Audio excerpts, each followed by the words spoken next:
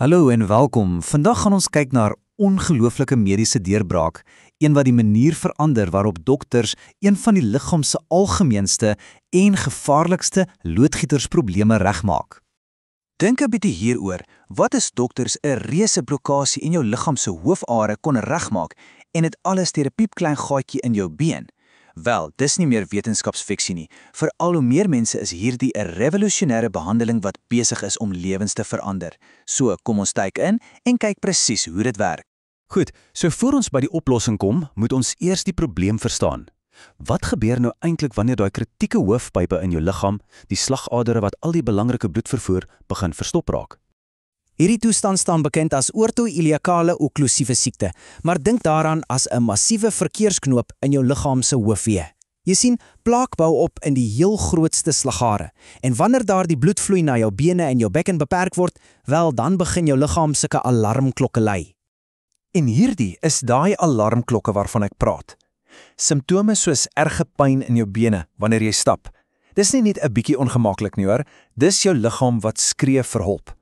Dis 'n duidelike teken dat daai pype besig is om gevaarlik verstop te raak en dat iets dringend gedoen moet word.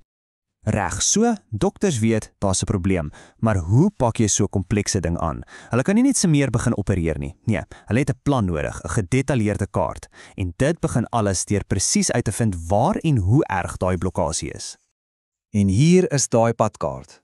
Dit word die TAS-klassifikasie genoem. Dink daaraan presies soos 'n kaart vir 'n staproete. Dit vertel die chirurg presies watter soort terrein voorlê. Is dit 'n maklike stappie op 'n plat paadjie of is ons besig om 'n regtig moeilike steil berg te klim? Kyk nou mooi na hierdie tabel, want dit wys 'n baie belangrike trends. Tradisioneel was die ernstige blokkasies, dink tipe C en D, die soort ding wat net met groot oop chirurgie behandel kon word. Maar let nou op hoe endovaskulêr, daai minder indringende benadering, nou selfs vir die heel moeilikste gevalle 'n opsie word. Dis 'n reuse verandering.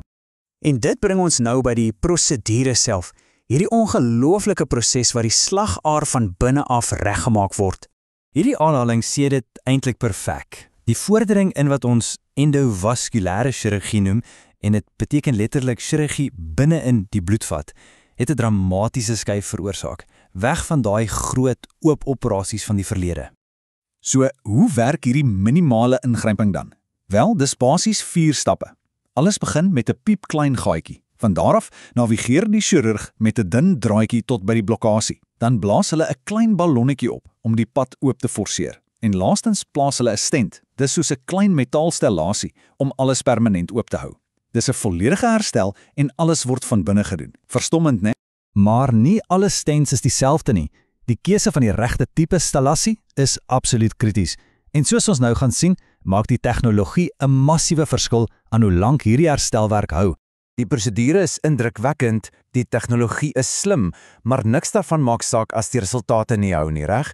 So die heel belangrikste vraag vir enige pasiënt is, werk dit op die langtermyn? Bly daai pyp oop?